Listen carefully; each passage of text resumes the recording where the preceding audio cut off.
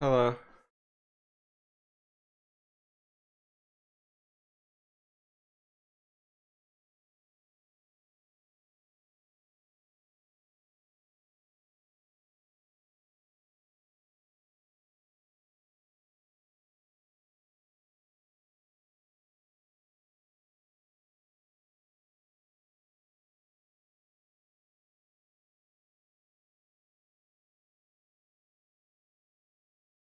Okay, I was gonna look at this thing I saw on Twitter.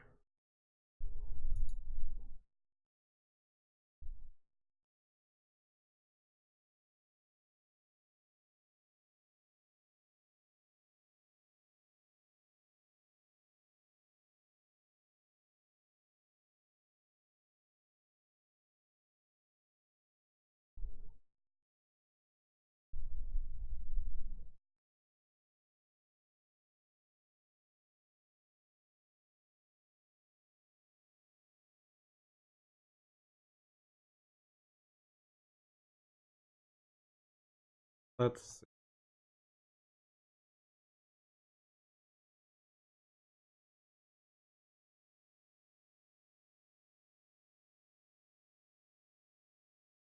Okay, so these are Princeton professors.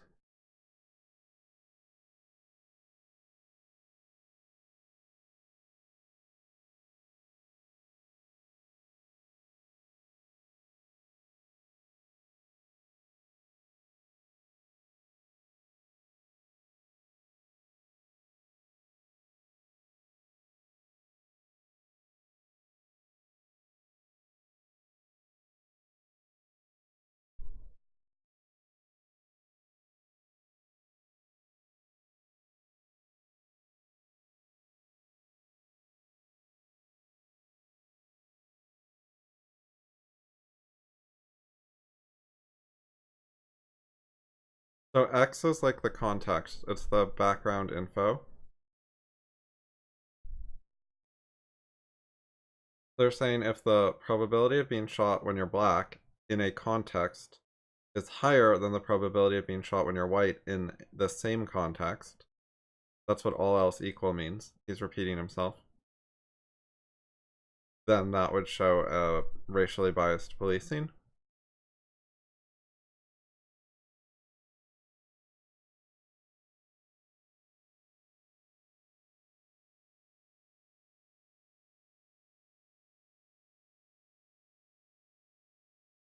Okay, so the paper uses this instead.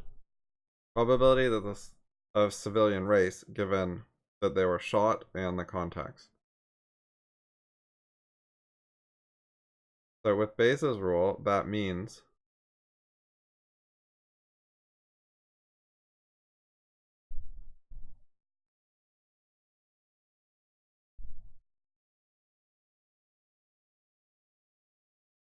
why is it repeating?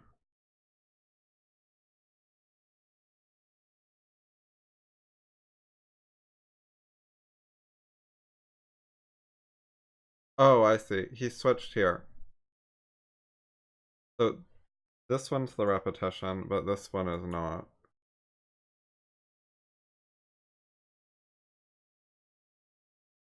So if you divide by this side term, then you would have the thing they're measuring in terms of other stuff.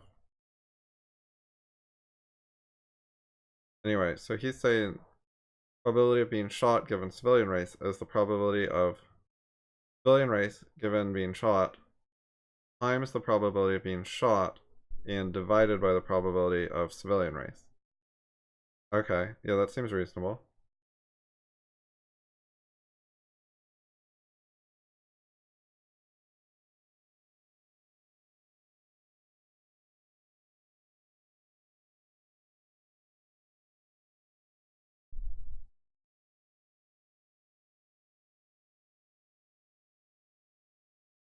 Oh, so they're saying this is the thing they care about, and this is the thing they measure, and these two over here are the things that they're ignoring. But you can't ignore these. That's the point. They're saying you can ignore the top one, but not the bottom one.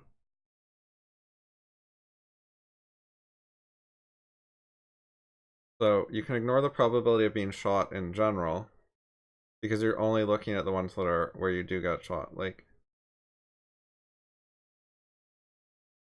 you can't ignore the probability of what the civilian race is. Because suppose the probability of the civilian race is 100% likely to be black. Then, given shot, you could predict civilian race with 100% accuracy by saying it's always black. And that would not prove racially biased policing.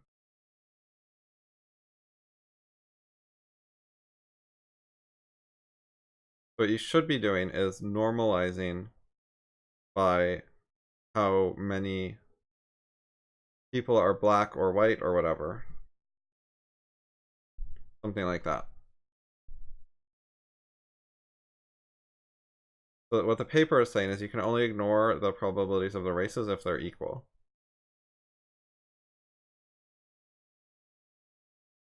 But they're not equal.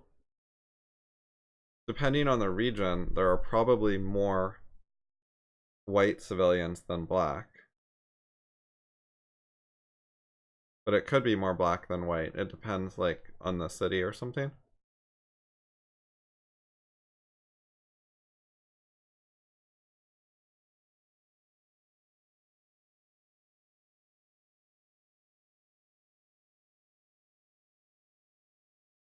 They say if fewer black civilians are killed, anti-black bias cannot exist. But if fewer black civilians are killed, that could be because there are fewer black people in that city. So that's very silly.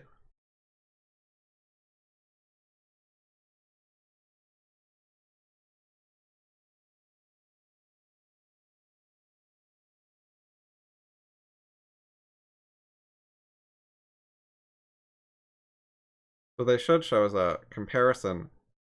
So if you take the black shot divided by the white shot, and then you compare that to all the blacks divided by all the whites, you can look at the ratio and see if blacks are overrepresented or underrepresented in being shot compared to their representation in the population. This seems very basic and reasonable.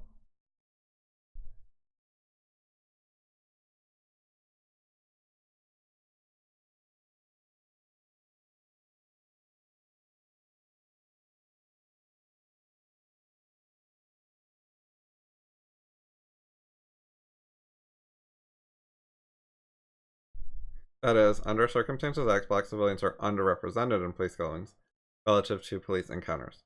Yeah, so I think I understood it correctly.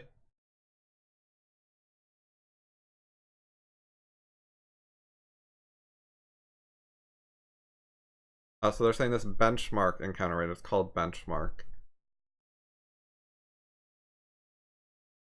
which means like representation in the population.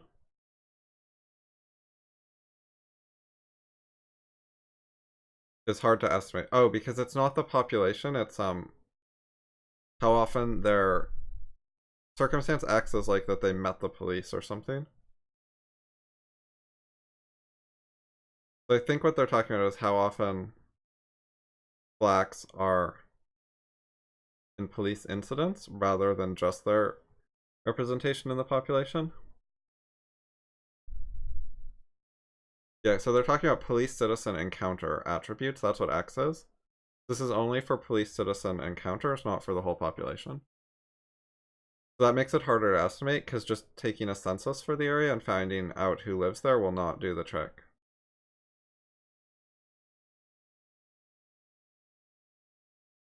Okay, so their claim of the original paper is that they're avoiding the benchmark debate. But really, they're just completely ignoring it and ignoring basic math. And that seems silly.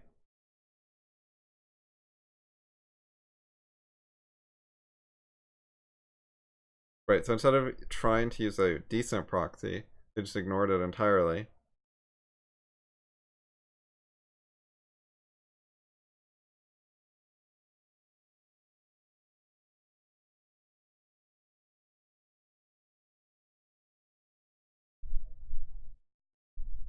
Yes. This is very similar to what I said, where imagine just everyone was a particular race. So yes, basic math error.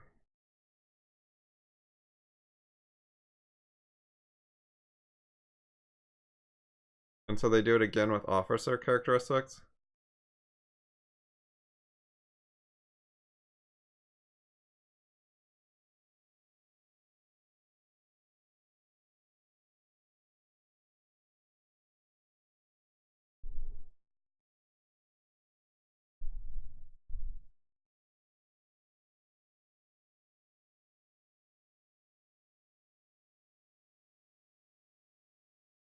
Okay, so this is a good correction. And then what happened?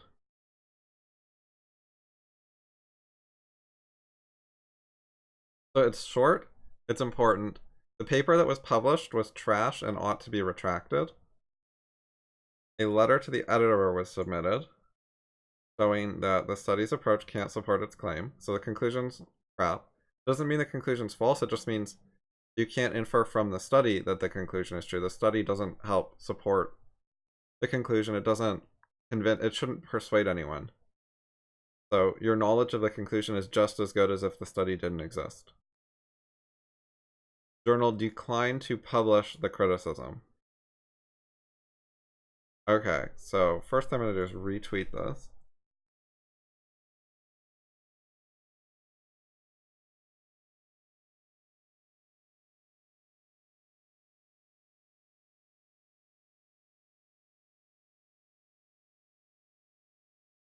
The study claims its approach sidesteps the benchmark debate, but it doesn't.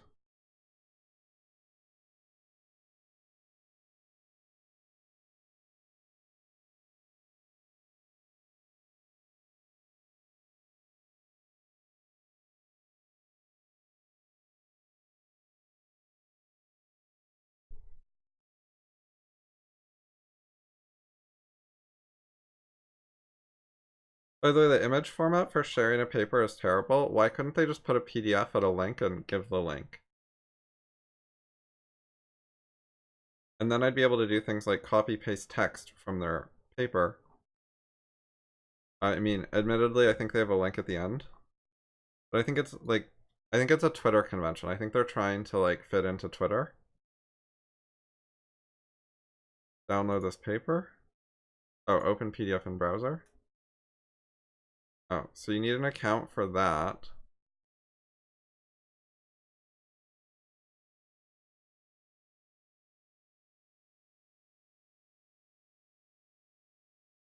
Wait, this is something different. This is 66 pages.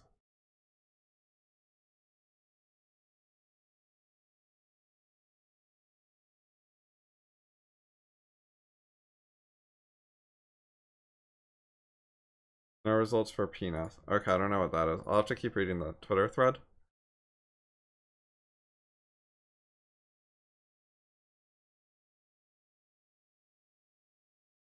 Right.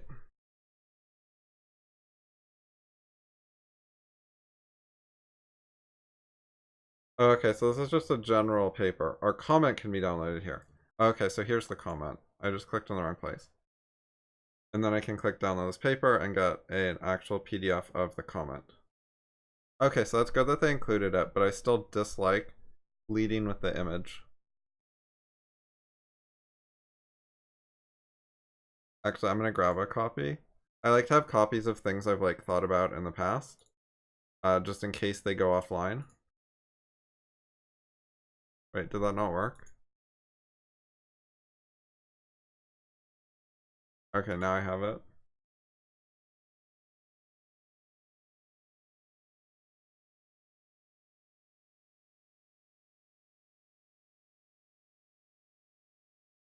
Okay, so if stuff disappears, I'll still have a record of what they were talking about. Although, I guess you can actually read the text in my video, so the video itself is a record.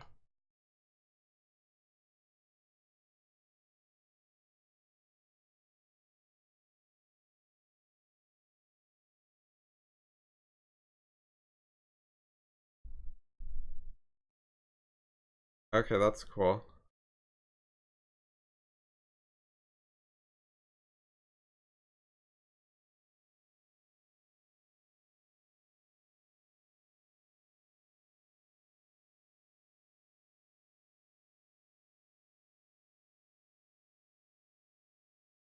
So they're getting offers to publish it. and suggestions on other places to put it.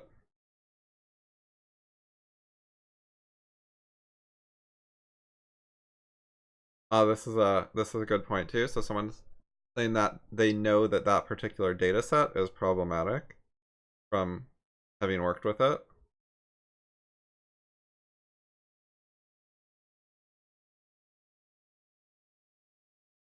To me, like, okay, so not publishing the critique is really bad, but it says a lot just the fact that the original article got published in the first place.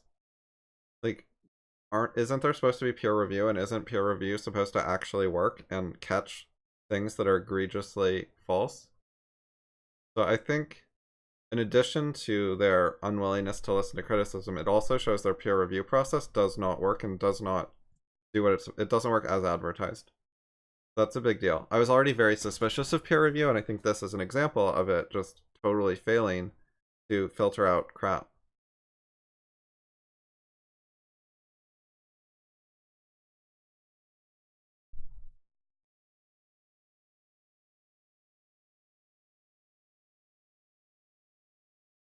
Jesus. So some authors published something, then changed their data set later. They were just like cheating, and the journal wouldn't do anything. So yeah, these journals are terrible. You cannot trust like prestigious academic journals. Lots of them are bad. Like some of them are okay, but plenty of them are just utter crap. So you can't say it's a journal, it must be decent. Or it's a, well-respected journal, it must be decent. That does not work.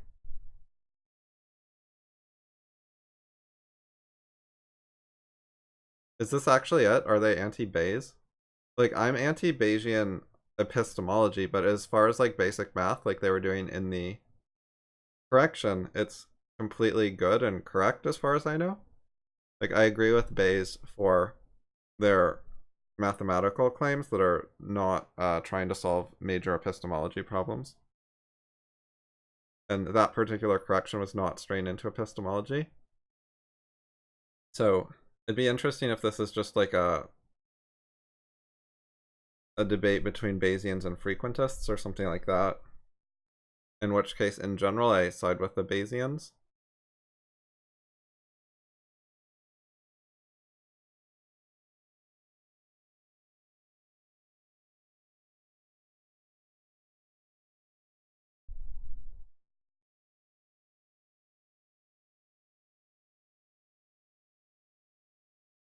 This guy doesn't understand the correction. I don't know if you read it. But he's pretending he knows what he's talking about. He agrees, he understands it, he's like adding comments. But he's a fraud, he's a faker. He doesn't actually get what the correction said. Because his comments like don't actually make sense. It was like what they said is wrong, and he's saying that they were wrong to call it novel. Which is like weird. So he's saying other people made the exact same like fallacy before? Because that is certainly not established anywhere. Like no other examples of this fallacy were pointed out. I mean, I wouldn't be surprised if it's not novel, but it's such a weird comment. I think he just doesn't know what he's talking about. Let's see who he is. Urban economist. What the fuck is that? Oh, research on cities, etc. He's an academic, but plenty of academics are idiots. I'm sticking with my opinion that that guy doesn't know what he's talking about.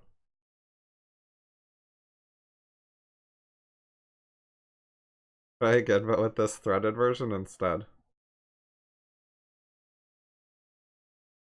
I do not think that would help. By threaded, I think they mean like the Twitter thread. Presumably they just mean like his original Twitter explanation, not the many comments flaming penis.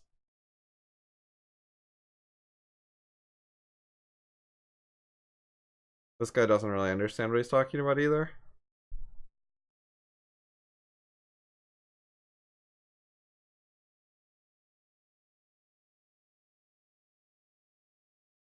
This guy doesn't understand it.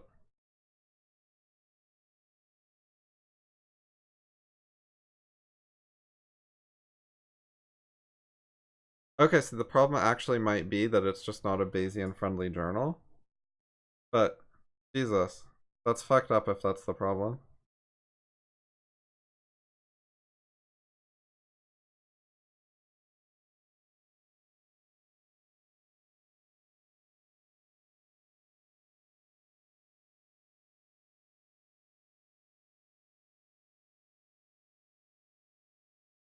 By the way, regardless what you think about racial bias for policing, I think the basic thing going on here is all the studies about it are shitty.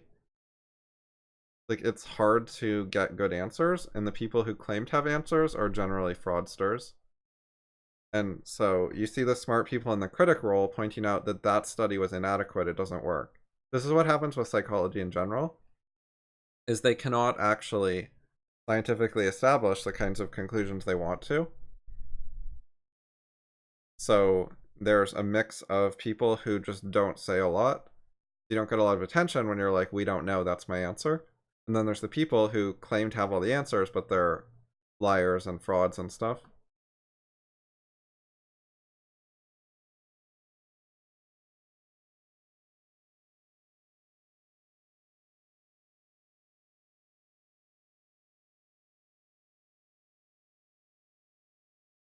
Yeah, this kind of stuff is really typical of just psychology studies. They're often very terrible.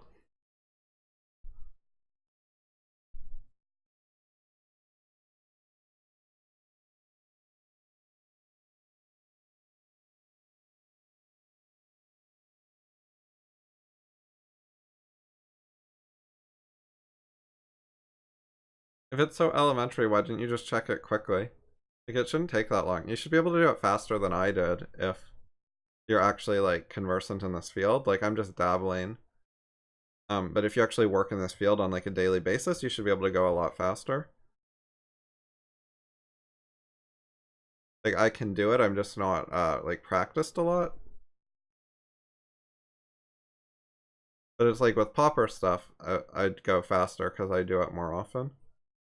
Anyway, so I think that's kind of a bad excuse that they're commenting based on like summary when it's actually short and not that hard. And they're saying it's not that hard, but then they don't actually check it. They're just assuming like based on reputation, or I don't know. I don't like that.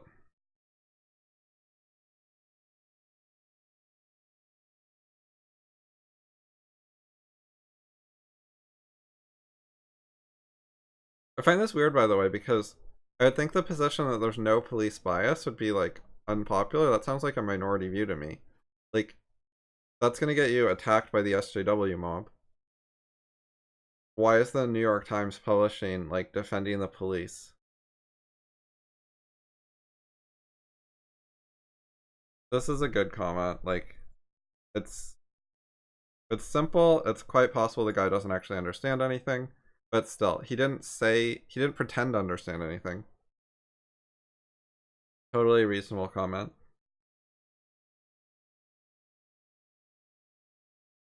Okay, yeah, so more places to publish it. Anyway, so that was fairly interesting. Oh, my source on where I got this, by the way, was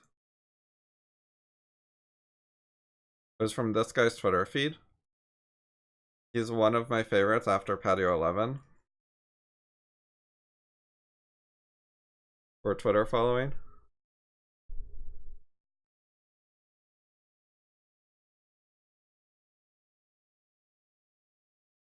This is my minimal Twitter.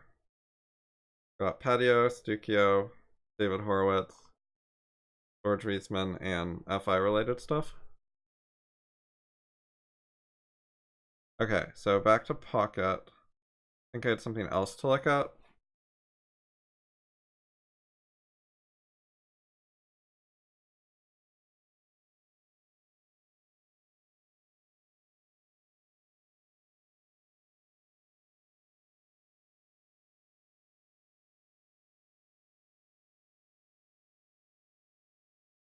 Oh yeah, so this is claiming some sort of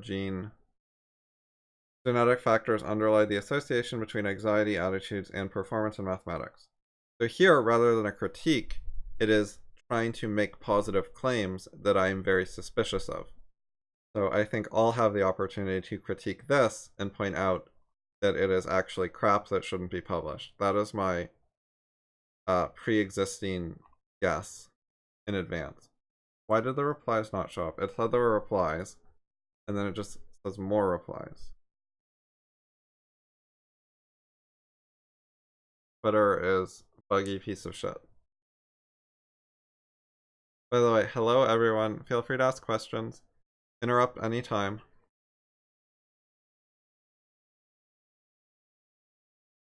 Since I just did a paper, I'm going to do something else for now.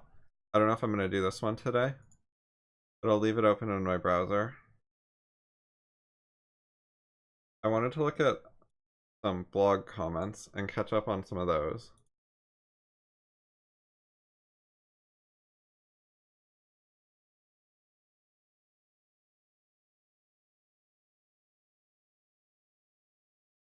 I guess that's a podcast question. I'm going to skip that for now. Podcast.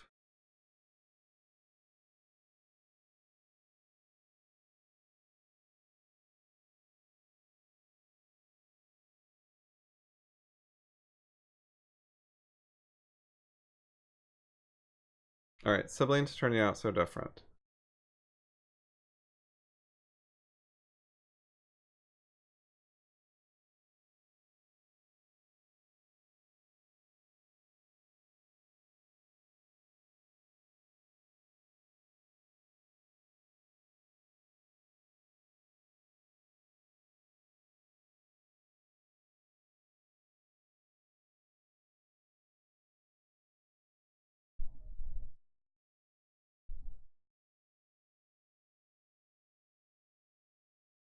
Yeah, so siblings do often turn out different.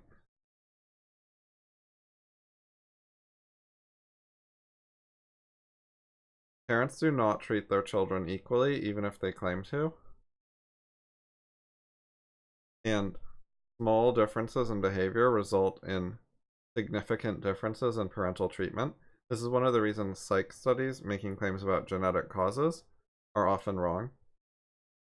And I think a good intuitive way to look at this is think about social situations where you're interacting with people where slight differences in tone of voice or slight differences in wording can make the difference between people liking you or being offended or thinking you're rude or something. It's very, people pick up on very subtle differences in body language, tone, wording, etc. to judge you. Whether you're sincere, whether you're lying, whether you're a friend or a foe, whether you're appropriately sucking up to them or actually sniping at them. Like, those things are often judged by like slight, tiny little social signals. So if people are so attuned to minor differences in human behavior, like they pay a lot of attention to other humans and focus on small details of what they do, then it makes sense that parents would focus on a lot of attention on their children, notice small details of what their children do, and react significantly to it. Just like they do with adults.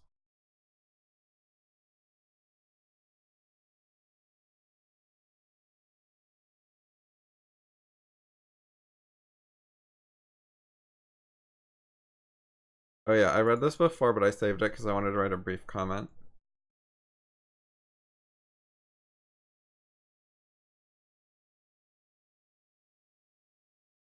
It was unclear to me if he knew that he can throw the cap at the hats.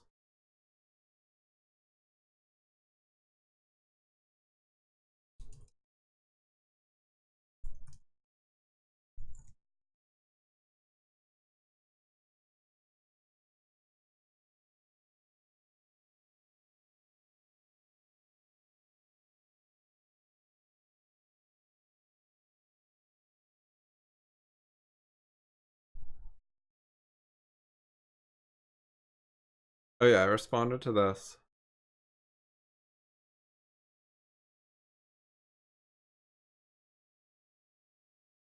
Oh, that was me.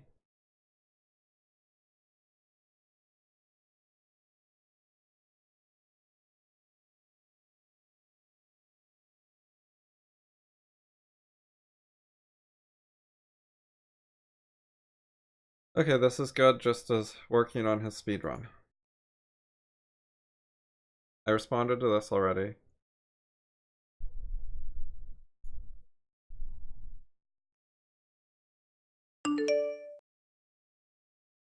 What was that beeping?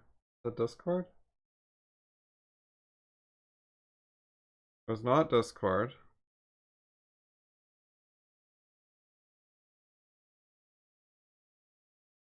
Was it Vienna?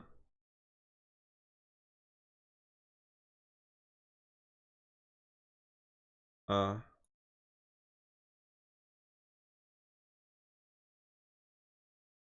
think it might have been a Vienna sound. Okay, anyways. So this is in the podcast questions. I don't think it was Mac OS. I don't know what it'd be. But I think it's like Vienna was just using a standard notification, I think. I think it was Vienna because of this comment. Yeah, it's a standard sound, but that doesn't mean that it wasn't a third-party app that made it.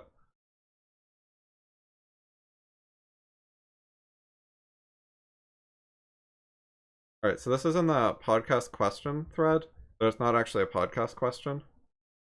So I looked at it before, like I saw it, but I didn't actually read it, so. But I was involved in the conversation about rent control.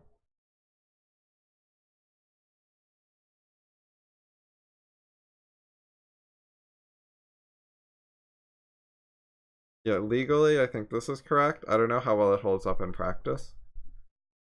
If the rent raise is like really huge.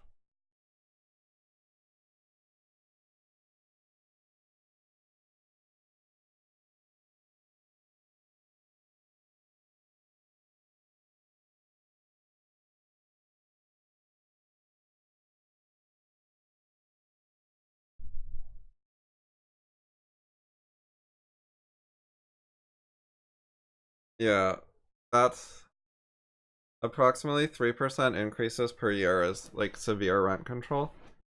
That's making a huge difference in the market.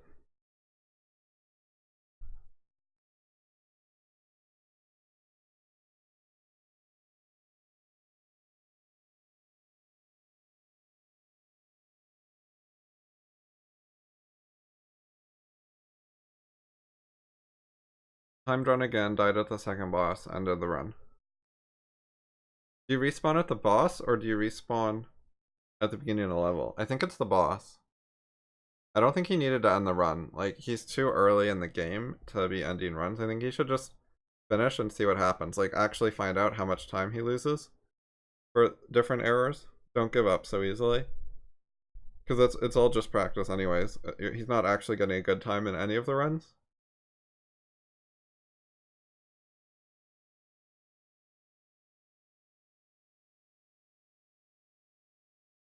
One of the things that will help with missing all of the hats is you could probably do a spin hat throw while jumping on the hat at the same time. And that way if you land in the bosses still, if the hats are still out, your spin will probably hit something. Yeah, the dino thing, you can just practice going on the trampoline over and over until you figure out in detail, like the exact angle to run at it from. Like, just go up in the air, but don't jump off onto the plateau. And do it over and over, and you'll get better at it.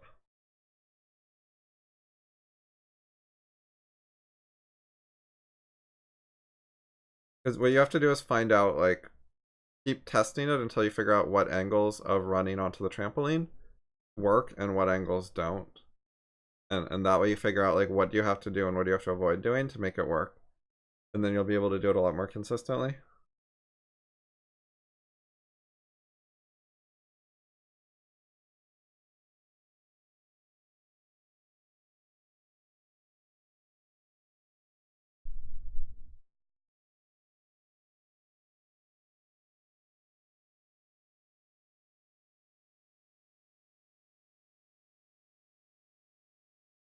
Yeah, if you just focus on hitting the hats with your hat, there's only 3 of them, you can do it quite quickly. So you don't really need the trick of knowing which one is actually the right one to jump on. Like, I don't know how that works or how they predict it or whatever. I guess there's a method to it. But you don't need to optimize that like right now.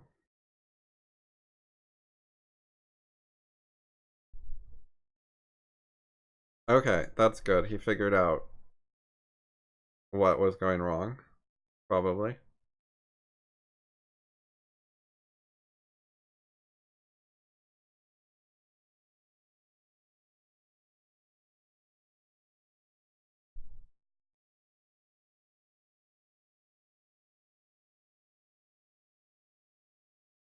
don't try to get super close. Like, you don't want to really, really optimize this right now, but trying to improve your time, like, a bit is fine.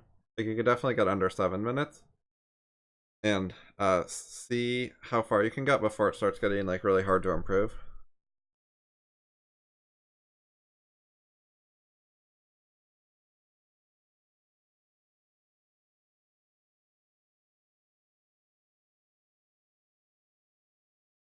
Oh yeah, I saw this. So, US ad, Poland ad. Poland is less SJW place, is the reputation I'm familiar with. So they're trying to pander to the local culture.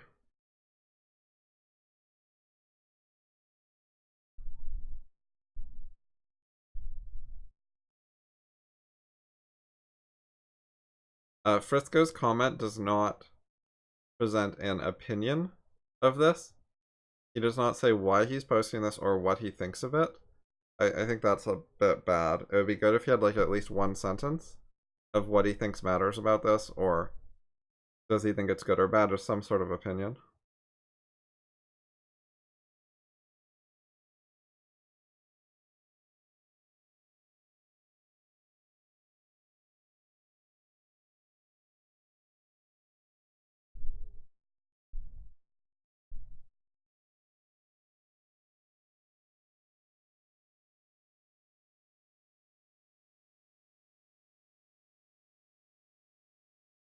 He means accept, like with EX.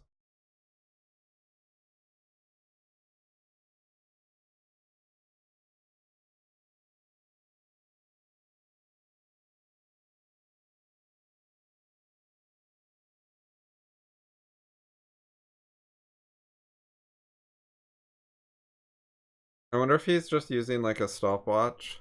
I guess that's good enough for now. But using live split is really important once you start doing more speedrunning.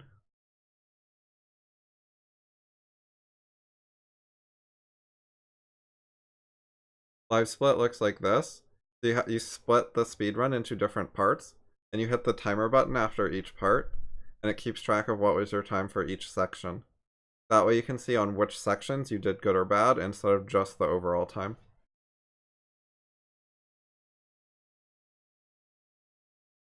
Oh, internet, yeah, you could get live split as well.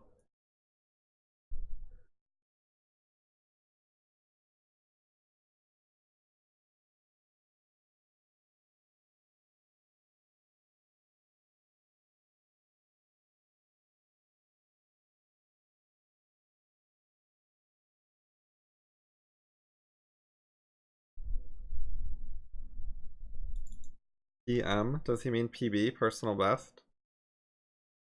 What would PM be?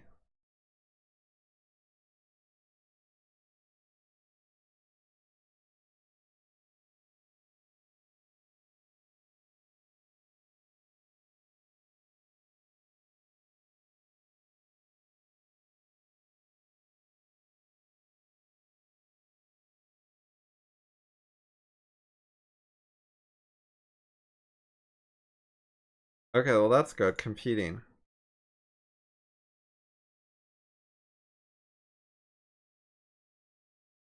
That is not surprising that your kid is a bit better at video games than you when neither of you have practiced. Because I'm guessing she's played more games in general. So if you both like practice something for an hour, maybe it's more fair. But if like neither of you have much practice, it's not surprising she'll start out a little ahead of you. But yeah, that's cool. Compete with people. And you could compete with Internet, who has also done some Mario stuff. And there's you can look at the leaderboard times and stuff too.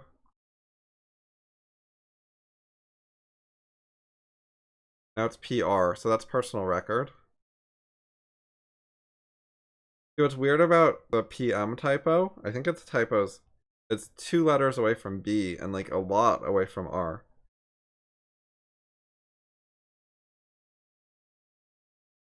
I wonder if he's on his phone or something stupid and it was like an autocorrect. Because PM could mean personal message or project manager or something, it might be an autocomplete option.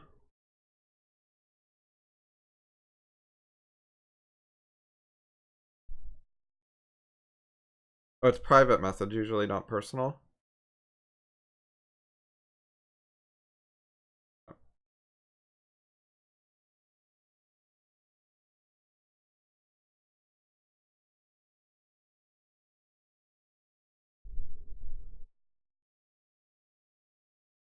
All right, well that's progress. That's good. He practiced it. That's good.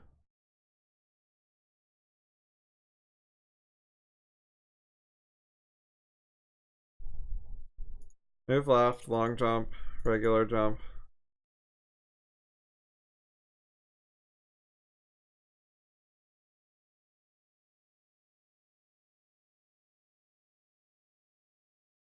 Alright, that doesn't sound like 100% optimal. Like, long jumps aren't that fast in this game. They're much faster in Mario 64.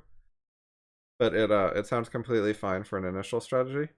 Alright, 7:14, so his time's improving. That's good.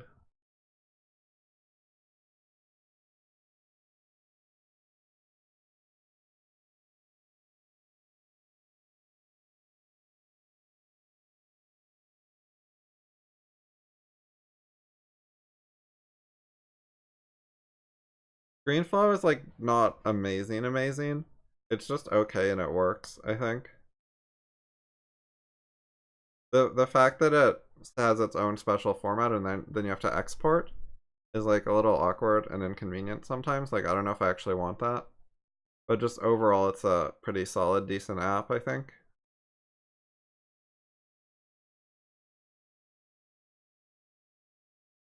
There's definitely advantages to that for some use cases, but for my videos, I think it's not really providing me with an advantage.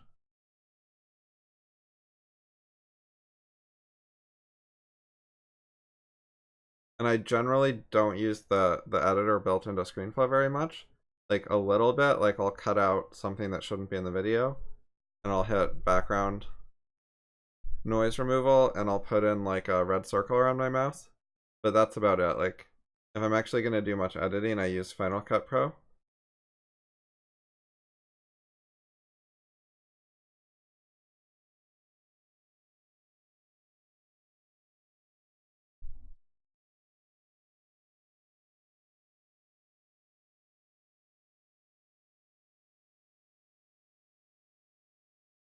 Just is doing a decent job of like writing down step by step what he did. If he could do this kind of thing with his philosophy thinking, it would be an improvement. If he could actually write down like step by step his thoughts on some philosophical topic, that would be better. So I think it's good practice, it's a good skill. It'll help with other stuff too, like, you know, cooking or business or just sort of anything. He's getting better at like keeping track of what he did and why and what happened step by step. And if he could do it on a larger scale, that's kind of like the weekly journaling I've recommended people do, or daily if they're up for it, where they try to keep track of like what they actually do with their lives. So this is like what he did with his life in detail for like a couple minutes, but it's also good to keep track in somewhat less detail of what you did for the last day or week or whatever, and write it down with a list of like things you did. And for this, writing down what he did in detail in Mario helps him get better control over Mario. And it helps him make adjustments so next time he can do better. It helps him like analyze what happened and consider making changes. And figure out like specifically what changes he wants to make, like what is he going to change and what's he going to change it to. This kind of written account helps with that. And if you have a written account of your life in general, it will also help you understand what do you do with your life, what changes might you want to make, what specifically could you change to what, etc. Like the same kind of thing can be used for other stuff. I also think he's doing some self-criticism. Like, I did something wrong and didn't make it up to the plateau. Like, he knows he got that wrong, but I don't think he feels bad about it. Like, I think he's managing to have some criticism where he doesn't feel guilty or bad or hate himself, or take it as like a personal attack or anything like that, because I think it's so clearly related to improvement. He's like, okay, I didn't get as fast as the time as I wanted. Something went wrong. I didn't make the jump that I was trying to make. I fell down. It's very easy to see that something bad happened.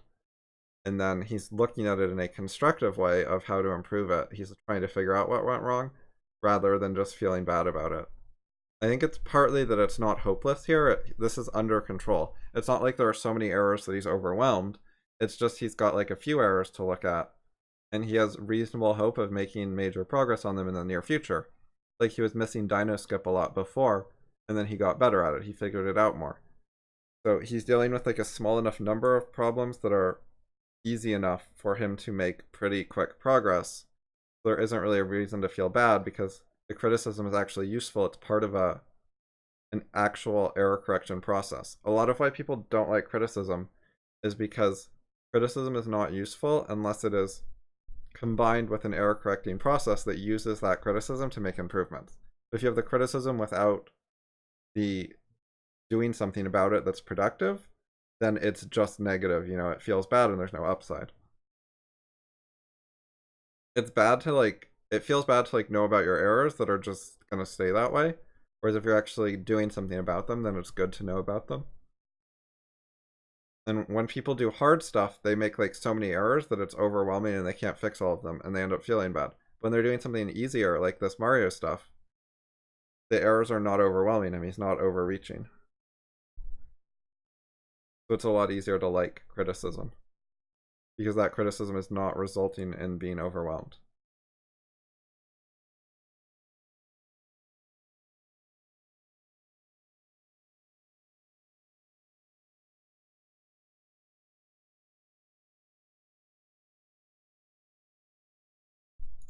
That seems plausible. So maybe he can get it down to 630 without huge improvement in skill.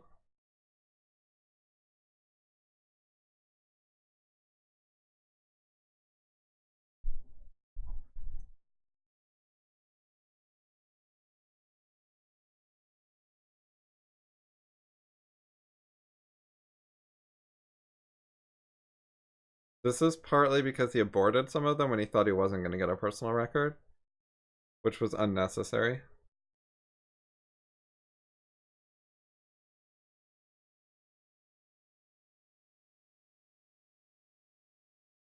Well, has he looked up, if you Google this, or go watch a Mario streamer and ask him this question, or go on the Mario Discord, the Super Mario Odyssey speedrunning. This is the Discord. And you can go ask here in the help channel, or the general channel, or something, or maybe in any percent. And people will give you tips as a beginner. They're glad more people are trying to speedrun. So you can go get some help. Invite people. I just wanted a edit invite link. No limit. Never. Generate new link. Copy. Alright, there's a Mario Discord link.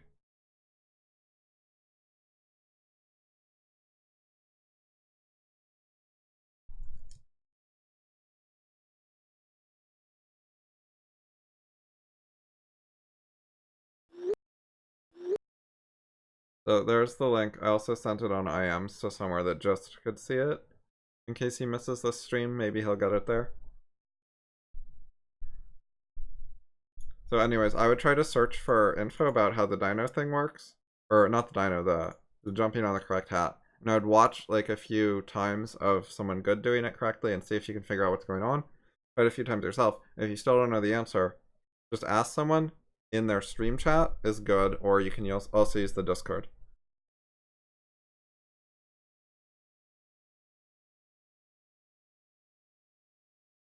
And if you talk like this to people who are speedrunners, in general, they're going to like it. They're going to see that you're actually trying and putting in effort, and they're going to be happy. sometimes they don't like really low effort, careless questions that are ambiguous and confusing. And the guys no idea what he's talking about. But this is like reasonable, so they're gonna find you like a reasonable person, and they'll be more inclined to help you.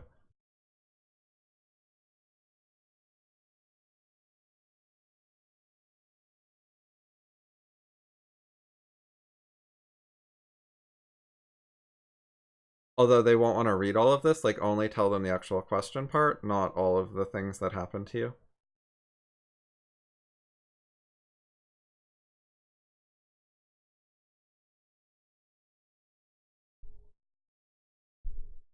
$7.15, so it got better.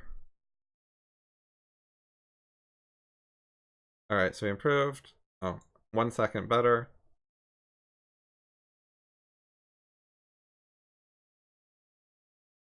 Yeah, you do not have to make it onto the plateau. The zone that you enter for starting the boss fight goes like off of the plateau a bit. You can just hit midair that you would not have landed on the plateau, and you can still trigger the boss. So it's reasonably lenient. It's more lenient than it would intuitively look.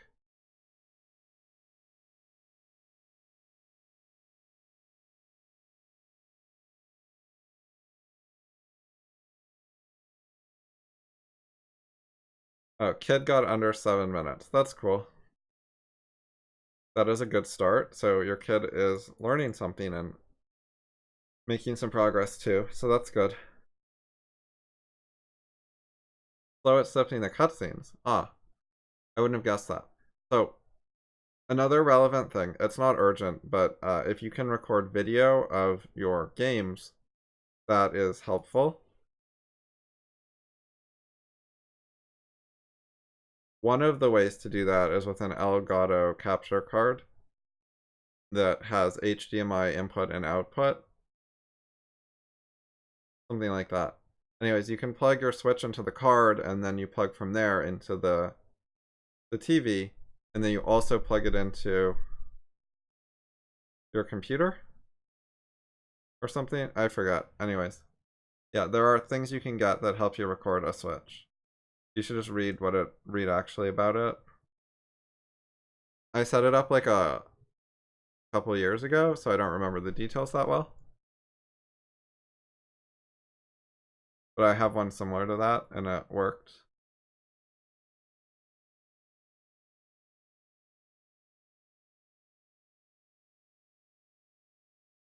I responded to this already.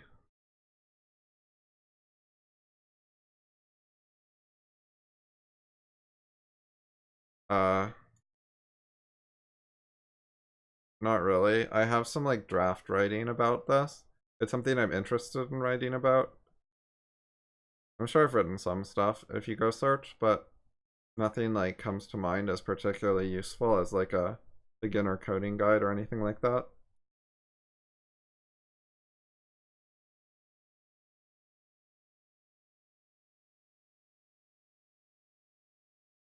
Well, my main opinion is like just generic. Like my normal comments on epistemology apply to math. My normal comments on how to learn and not learn apply to math too. So schools are just bad at teaching in general, and the results are pretty clear with math that a lot of kids end up learning very little math and hating it.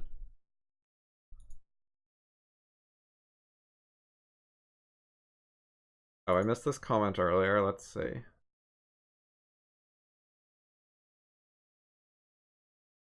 I don't really do much scheduling, but I have an approximate schedule, which is my sleep is like semi-consistent, like somewhat consistent.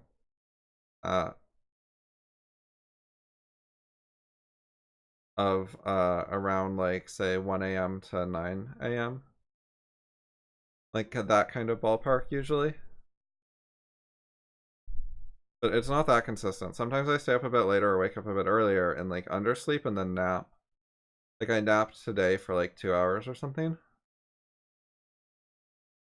I have a flexible schedule. Like I don't have a bunch of commitments at specific times, like having to go to work or school at a particular time of day 5 days a week or anything like that.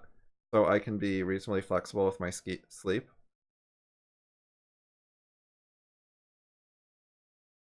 And then my basic pattern is to do several hours of philosophy stuff fairly early in the day while I'm fresh. And then later in the day to do easier or less important stuff. Or more hard stuff if I feel up for it. But I try to get like some philosophy progress done early in the day, and then if it doesn't go well, usually it goes okay, but if it doesn't go well, then I have like the rest of the day to try to salvage things, like put more effort into it and keep trying.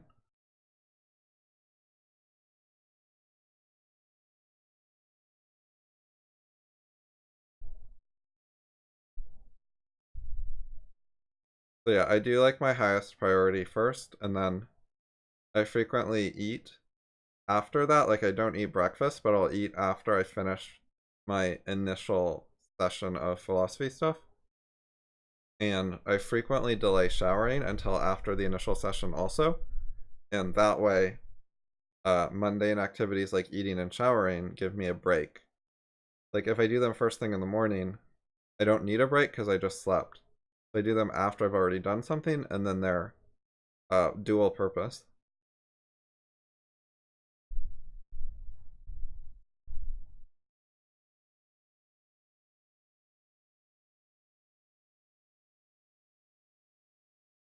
I have not tried ketones or ketogenesis.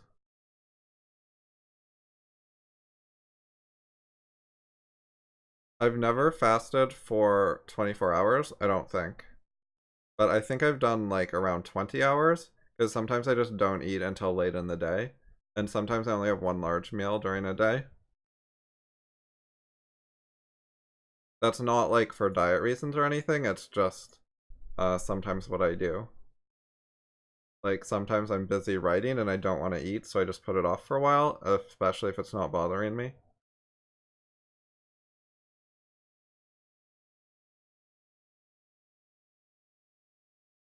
Okay, so I mostly got caught up on these comments.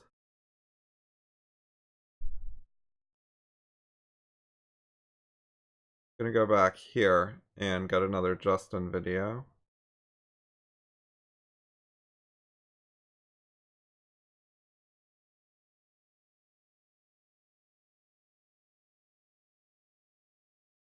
Alright, so last time I went off on a big tangent in my video, which I thought was okay because it was an important tangent regarding getting clarity in my mind about certain grammar topics and relative clauses and that sort of thing. But now we're back again, and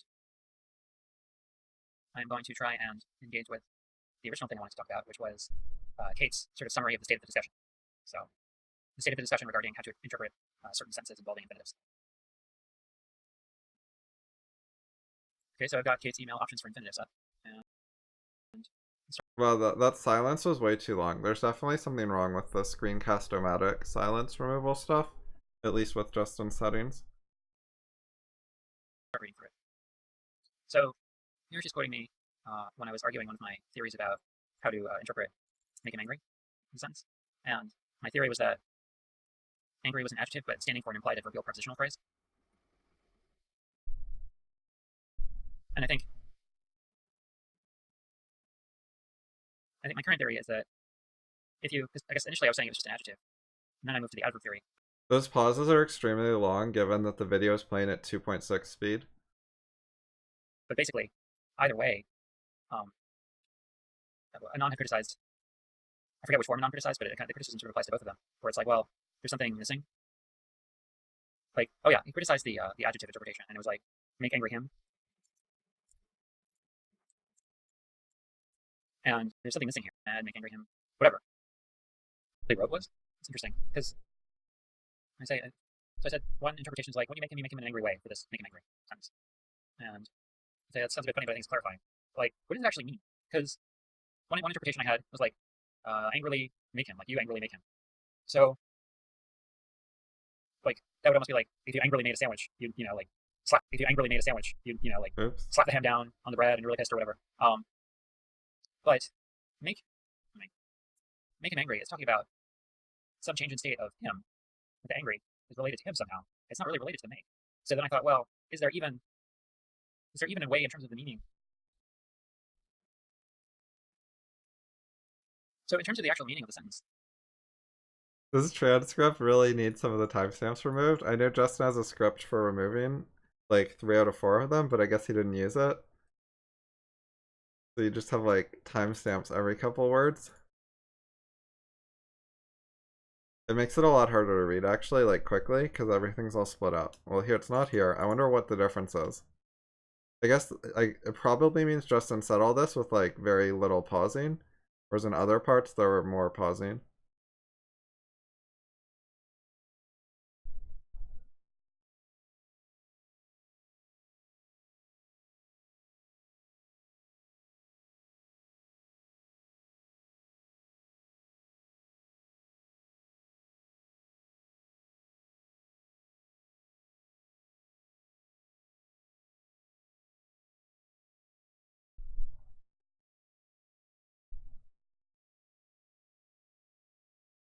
is there even an adverb interpretation that maps to an adverb? These all have like the same flaw in that him, like in this construction. All right, I really have to ponder this one. So I think the problem with Kate's interpretation regarding to be angry is an infinitive modifying make is that to be angry doesn't really fit within an adverb role. Adverbs do things like they describe the manner of an action. He ran quickly. So I wrote some stuff. So right, manner of action, he ran quickly. Location, we are here. Purpose, we fought for glory. Another purpose, I made the steel to be strong. To win, they played hard. And note that you can move this one around. So this one is, I made this steel in a manner to be strong. All right, so actually, as I say it, I realize, because quickly is definitely an adverb, and I think this is too. And looking at my categories here, like you would say quickly he ran, or to be strong I made the steel. This is not super hard, but it's super awkward. I wonder if there's a relationship between the type of adverb and whether you can move it around. Like what the adverb is doing exactly, the type of adverb it is, and its position. Oh.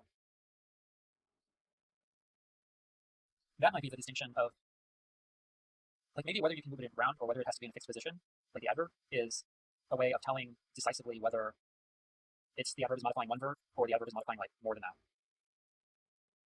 Adverb position depends on type of adverb. I think that I might have linked the relevant thing in my grammar article, so let's see if we can find it.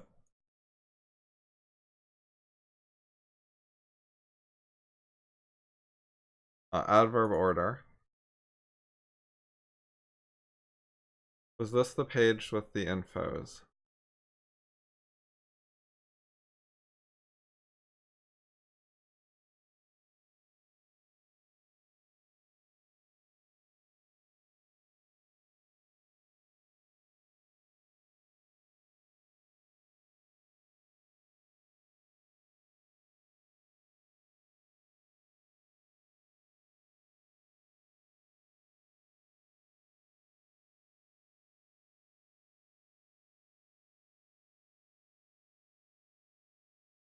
Oh, it sounds fine to me. I wonder what the issue is. Let's see.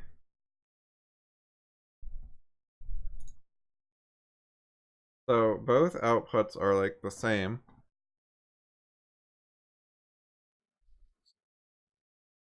Because I would think if it can't really be moved, it's stuck, then it's got to be hooked into a word. Whereas if you move it around, Look, I'm looking at the then it's modifying a bigger unit than just a word. That's waveforms. All right.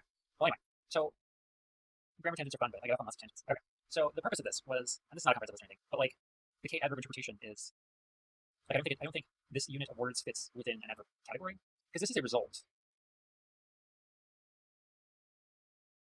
So what I'm seeing with the audio is it's going up to like the borderline of the yellow, which I think is supposed to be like a good level.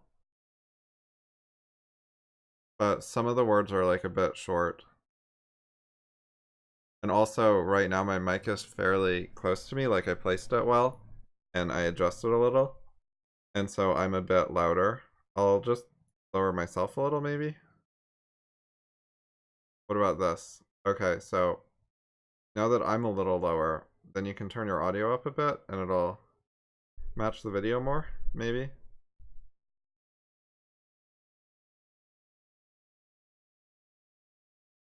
I'm gonna try turning this up as well and see what it does to the audio. A result is a thing. A result is a noun. That's that. Like, we have to go deep into like the. So I'm really stuck on this. Like, why is Kate's interpretation wrong? Yeah, and so like I think the resolution was you sort of have to go really deep into the theory, like what's an adverb, what's a noun. The make, when we say make, which means like cause in this, like that would be a synonym. You cause him to be angry. You could drop cause right in there.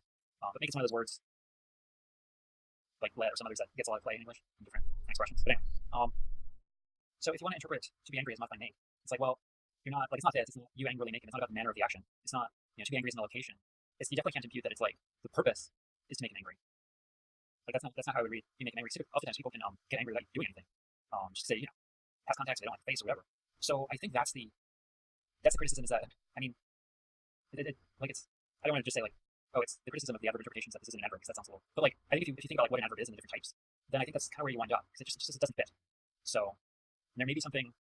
Hopefully it's good enough now. And I'm not calling on Kate. I have the same. I like it, and you make music brilliantly. It's brilliant. Yeah. So Kate's quoting. The music makes me happy. I guess that's also just so regarding a couple of the examples that Kate mentioned. So I just wrote my like updated interpretation in light of our. I already went through those emails. Okay, so Laci Green was mentioned in a Rucka video recently.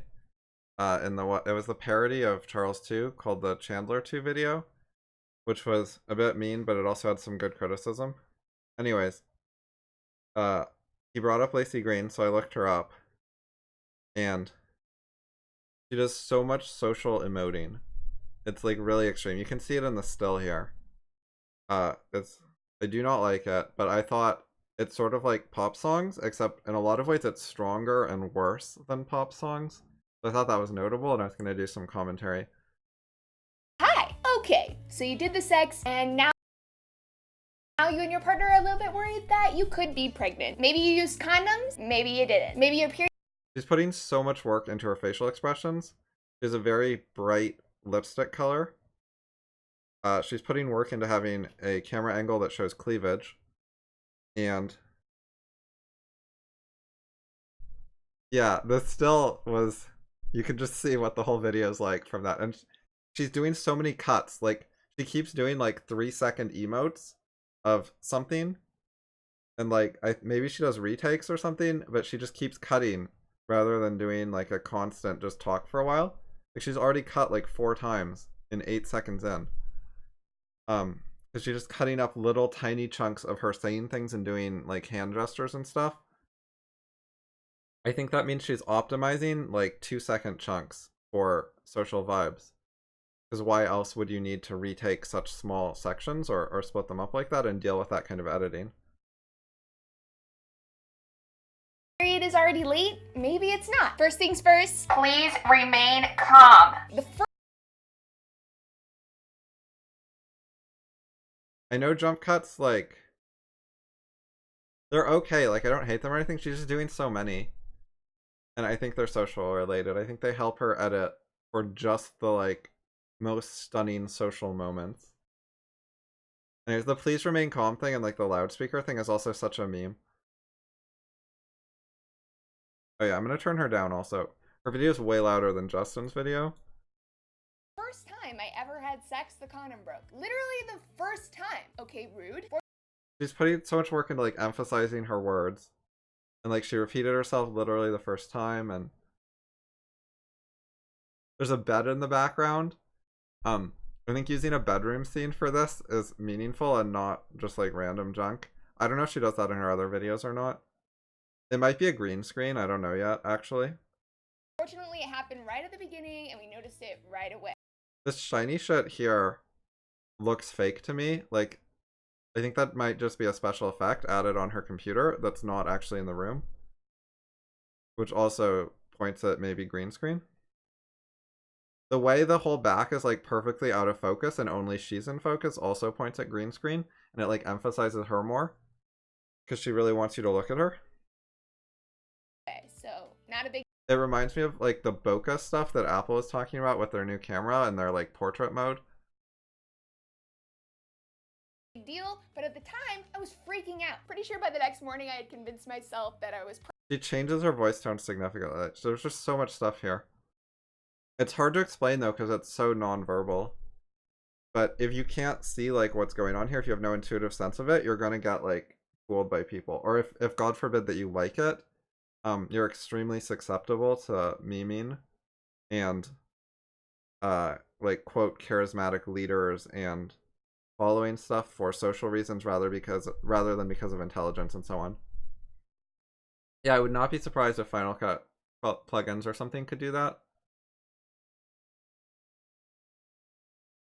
Oh, she's advertising them. Oh, 1.4 million subscribers. Some nice third person shit. Oh, she talks like a normal person and says, "Oh yes, my favorite," but then the summary is in third person.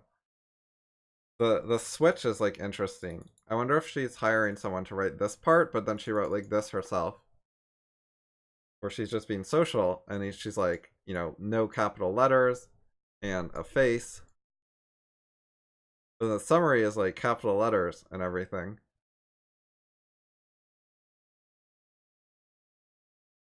Okay, so I literally just randomly clicked on one of her videos. I'm gonna try another one. I don't actually care what she's talking about. The truth about herpes. Okay, so this is a different room, or at least a different shot. Oh, maybe it's the same room actually. I'm gonna go back.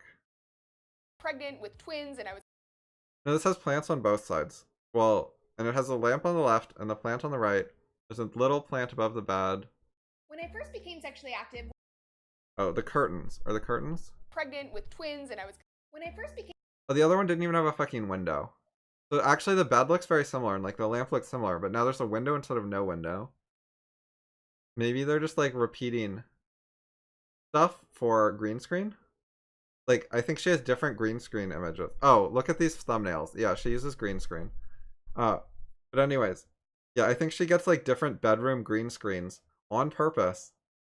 And that the people who made those images reuse shit like the lamp and like the bed pattern, but then they changed shit like adding a window. I think that's funny. Became sexually active, one of the things that scared me the most about having sex was herpes. If only I had known then what I know now, I probably would have been quite as terrified. Well, that's interesting that she's gonna say not to worry about herpes too much because like 70% of the adult population has herpes, something like that. It's extremely common and people are like really casual and stupid about it. They call it cold sores and try to ignore it. They also give it to fucking babies like all the time because of the kissing babies meme. Like literally when all those like relatives and grandparents and shit want to kiss your baby, there's a good chance that your baby will have herpes because of that.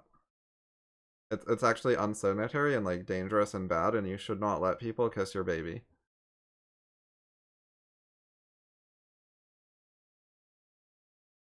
Okay.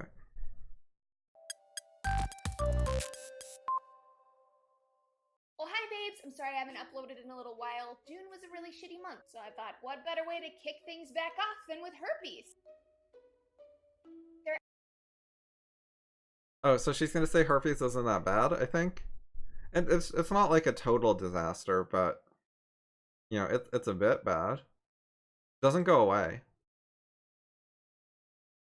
There are actually 8 different types of herpes. That includes Epstein-Barr, aka mono, BZV, aka. She's doing like a condescending tone here, like she knows more than you and she's smart and lecturing. Like, it's really disgusting in my opinion. But she switched tones for presenting information that she just looked up on Wikipedia or whatever. And she's acting like she's sciencey or something. She's also, Jesus, look at her facial expression. Like her eyes are giant. She's put on these glasses to try to look smart because of the theme. But then the cleavage and the glasses like contrast. And the lipstick in the glasses contrast. And the manicured eyebrows and so on. And the arranged hair.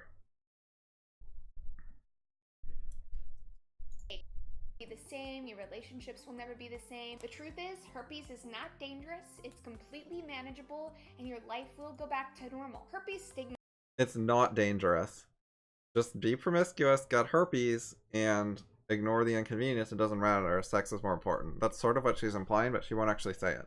Like, it's certainly a downside. It is dangerous. There's something bad there. You need to look at, like, cost benefit. Is it worth it to do various stupid things and end up with herpes more likely for the cost? You shouldn't just be like, oh, herpes doesn't matter.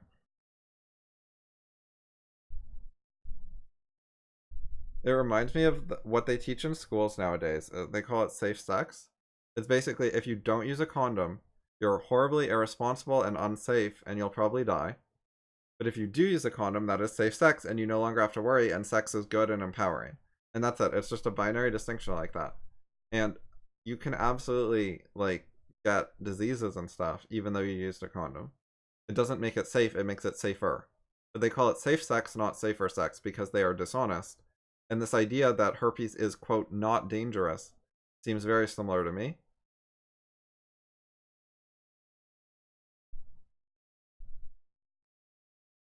Okay, well, she's annoying. I do not like her. Oh, I think those are fake eyelashes as well. Also, I think the lip piercing is notable. She's wearing like a lot of makeup to make her skin look smooth. Alright, well that's enough of that.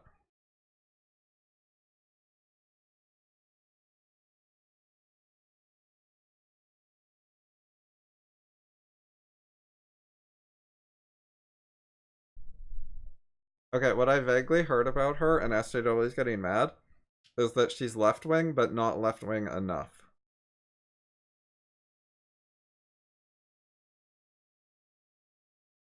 So they hate her. At least some of them do. They're really nasty about, like, purging the in-group, just like the fucking Marxists in the USSR were.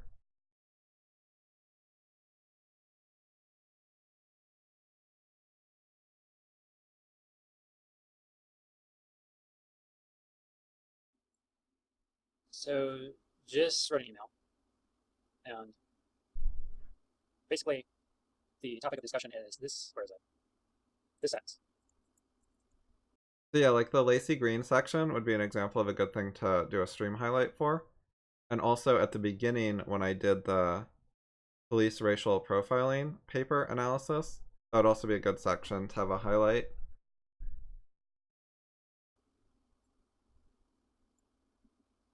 And I said, so just was analyzing the sentence because that's what we're doing on this now. Is on a FI list is analyzing sentences. And I had said, or he had said, object phrase, his exercise routine. Routine is the object, his is an adjective modifying routine. It says which routine. And I said, no, he says whose routine.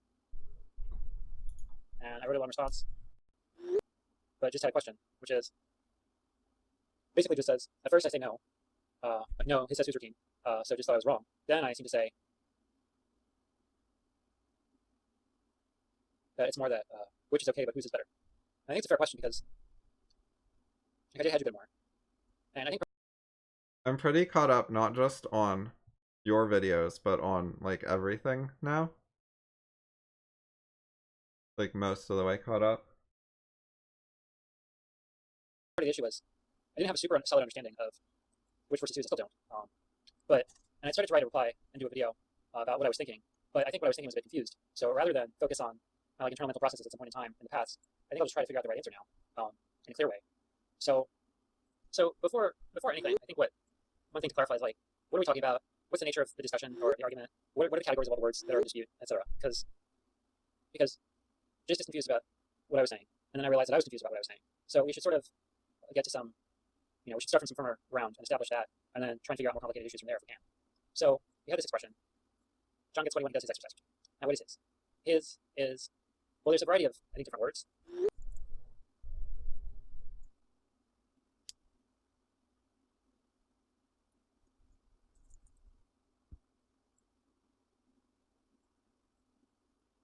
Right. So as a first step, let's rewrite the sentence as with no references, as Elliot calls them, just with the words, like the proper noun type words.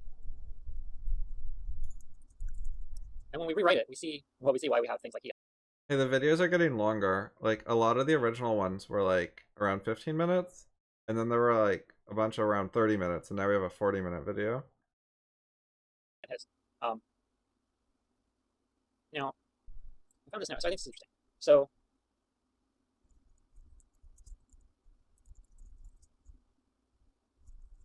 I learned stuff like his and his exercise routine as being called a possessive adjective.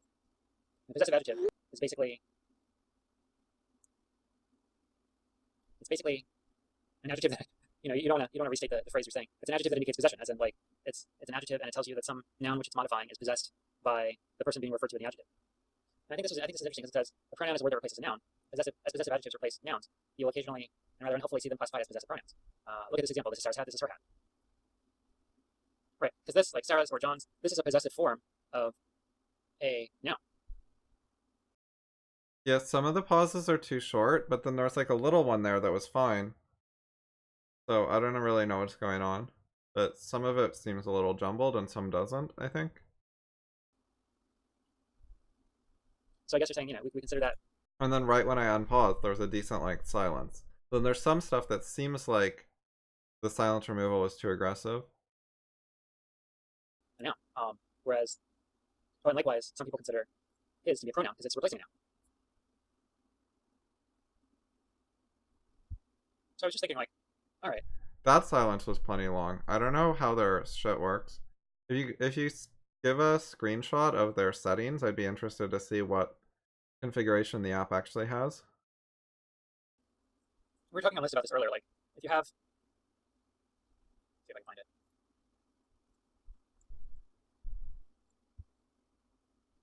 Oh yeah, it was the same thread. I said I think lots of nouns. Right. So just said.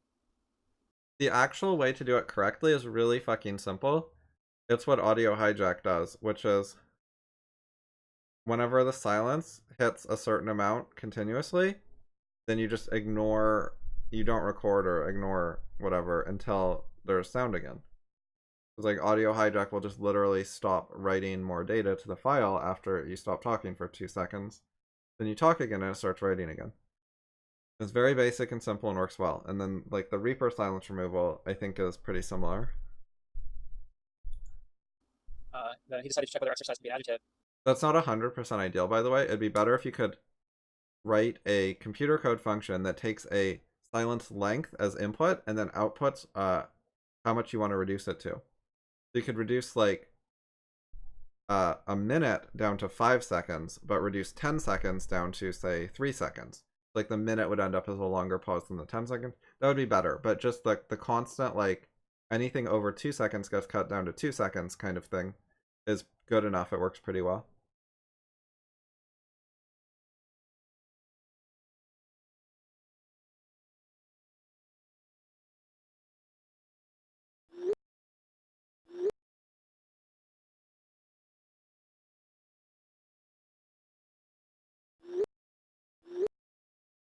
And Merriam-Webster's says it can be a noun or a verb.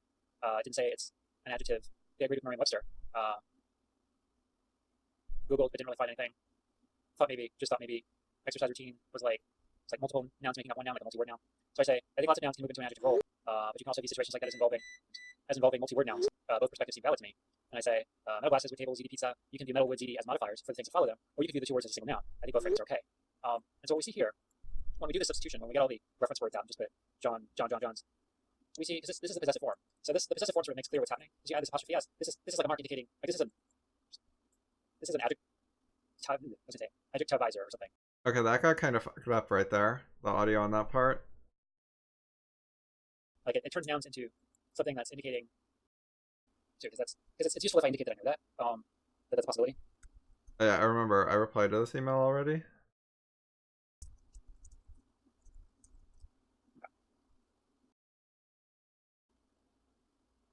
So like I don't even know what his is. I'm not going to be streaming for a lot longer, by the way. So if you have questions, you should ask now. Anyone? Per se, like, is a pronoun, is it an adjective? So I'm making claims about this word and I can't even like define it well. So that's a problem, right? So the first question, to be able to reply substantively to what just is saying, I've got to figure out, okay, so what is his? That's the first question, so that's pending. And then the second question is, what is the relationship between his and which or whose? Because if you recall, that was the discussion that we were having. Was just said that his said his is an adjective modifying routine. It says which routine, and I say no, it says whose routine. So like, and this maybe we can answer. Like, we gotta break this problem. We gotta break this issue down. So even though this part is pending, I think we can maybe answer this one. What is the relationship between his and which or whose? And I think the idea is something like,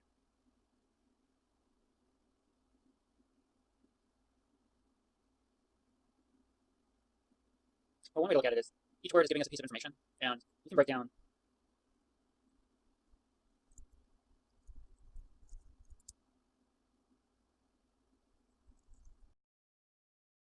This tweet seems mean and stupid, and also a little bit homophobic. I don't know why Stukio was retweeting it. Maybe there's some sort of context I don't know. But it seems like pro-macho.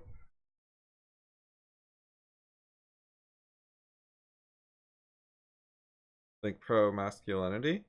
And pro-like violent, warlike masculinity. Why is he retweeting this? It just seems nasty. I guess it's he just doesn't like girly men or something. Or, I mean, he's a fucking programmer. It's not like he's punching people either, I don't think. Like, he's a nerd. Why is he retweeting this? It just seems mean and stupid. Oh well.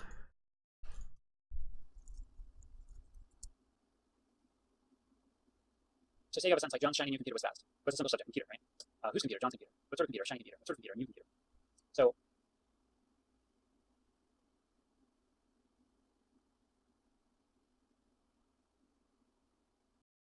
He's not though. He's like a fucking stats nerd. He's smart and mostly tweets intellectual stuff.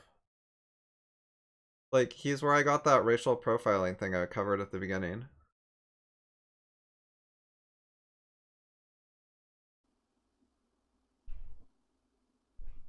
when you're thinking about framing the information conveyed by the words in a sentence in the form of a question, and you're thinking about which word to use, there's some optionality, but there's some that would be clearly wrong. Like, if we said,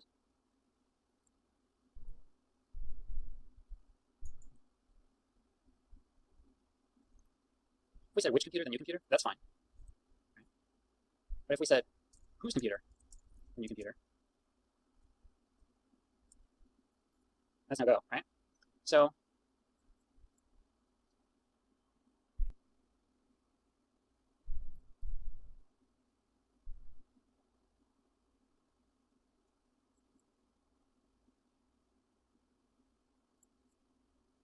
I imposed some order on this little Ulysses sheet where I was keeping track of my thoughts. So I said just discussion, primary sentence under discussion. John gets sweaty when he does his exercise routine. Rewritten. John gets sweaty when John does John's exercise routine. All right, some background. I said point under consideration. Is his exercise routine describing which routine or whose routine, or both acceptable? And then I've got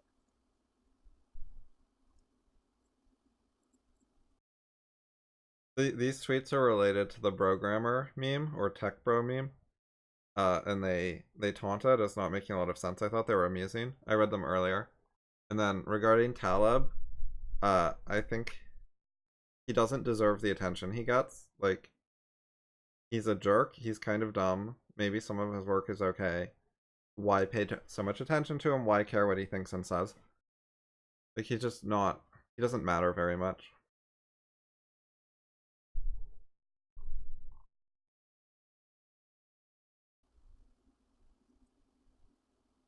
first question, what is his? In terms of a parts of speech analysis, that's pending. And then second question, what is the relationship between his and which or whose? And so what I wrote is one theory, the possessive determiner, because that's what I think which and whose are in this case we're talking about, that you use to characterize, what something like his is describing, should sound right if used in a sentence to ask a question about what piece of information his is conveying. That's not actually an answer to this. This is more like, right, this is an answer to a different question.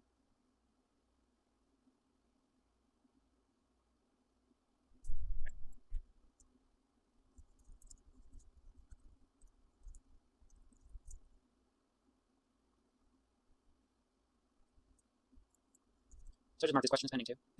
So I wrote a question that matched my answer. So third question, how can we tell if you're using the right word to characterize his in the primary sentence under discussion? And so I say, one theory, the possessive determiner that you use to characterize what something like his is describing. So sorry about that, okay. So each word in a sentence gives us a piece of information. You can describe the information in the form of a question. For example, John's shiny new computer was fast. What is the simple subject in the above sentence? Computer. Yeah. And so I went through all that. So now, so I'm proposing a test to figure out if we're characterizing his correctly. So let's bring his down here.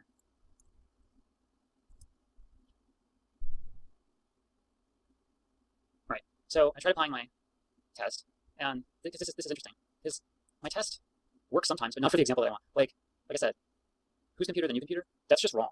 But for this example, whose exercise routine, his routine, which exercise routine, his routine, those both sound okay. Um, I like who's a bit better, but it doesn't scream to me that it's like, oh, it's this clear rule, just as wrong, is violated the laws of grammar. It seems more like a style thing. I could be wrong about that, but this this theory does not give us the answer for deciding this case. It gives us some criteria for some cases, but not for this case. So that's a problem.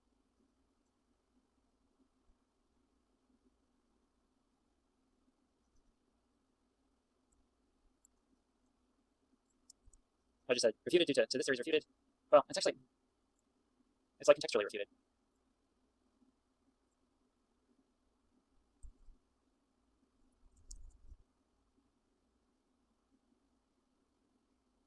So yeah, refuted as a theory for instance, failed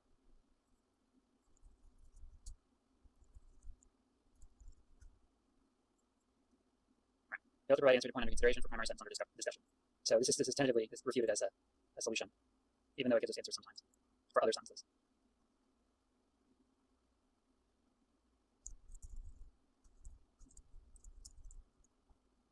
So I've added another question. So we're getting a lot of questions. What are the established meanings and usages of which and whose? I'm just trying to think of questions that could shed some light on this. And so I will. I've actually already looked this up some. That's why I was going to take this video, is this question.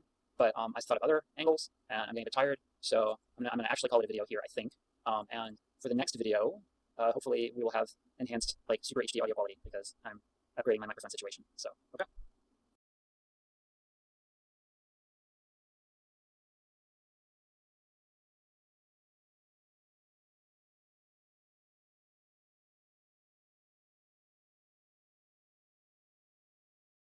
I'm assuming this is a joke.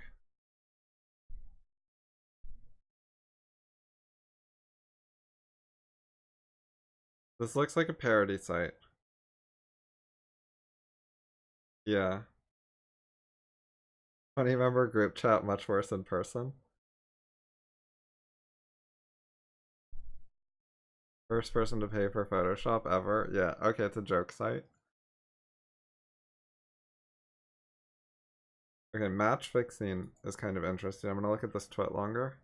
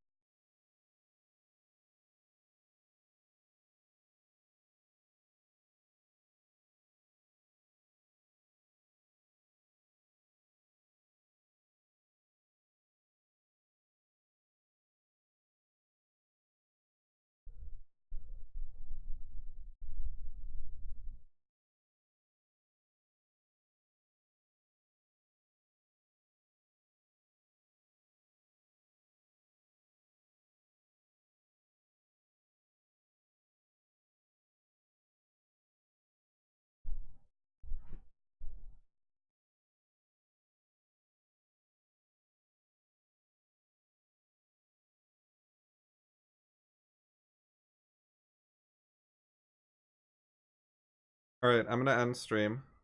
Later, guys.